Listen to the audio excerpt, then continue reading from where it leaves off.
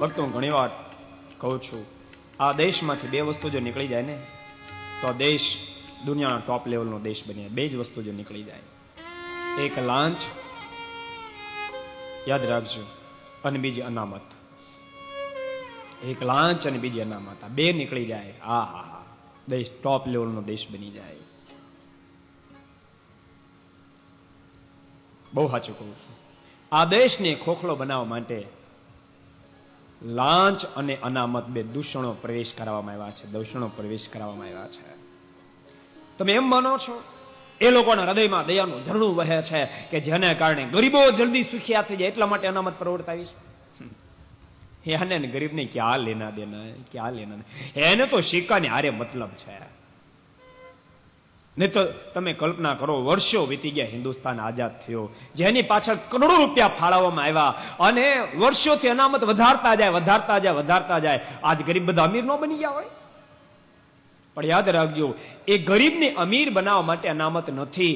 ગરીબ સદૈવને માટે ગરીબનો ગરીબ જ રહે, એ સદૈવને માટે ખોખલો જ રહે. એ ક્યારે અમીર ન બની શકે, એ ક્યારે સુખીઓ ન થાય, એટલા માટે અનામતનું દૂષણ પ્રવેશ કરાવવામાં આવ્યું છે. બહુ સનાતન સત્ય કહું છું. અને આપણે કદાચ સરઘસ કાઢી કાઢીને તૂટી મરશું તો અનામત બંધ નહીં થાય. અનામતે બંધ નહીં થાય ને આ દેશમાંથી ભિખારીપન પણ નહીં જાય. આ દેશમાંથી ભિખારીપન તો તે દાડે હટશે. ગરીબ અમીર તે દાડે બનશે જે દાડે એને સૂઝ થશે, એને પોતાના મનમાં એ જ્યારે સંકલ્પ થવા મળશે કે ખરેખર અનામતને બાને આપણને ભિખારી રાખવાનું આ કાવતરું છે. એ જે દાડે સરઘસ કાઢવા માંડશે, ન જોઈએ અમારે અનામત, એવા અમે માય કાંગલા નથી. અમે 80-90% લાવશું, અમે પણ સારી સારી કોલેજમાં એડમિશન લેશું. એમ જે દાડે એને સંકલ્પ થશે તે દાડે દેશમાંથી ભિખારી પણ જાશે, તે દાડે દેશમાંથી દુખી લોકો સુખિયા થશે.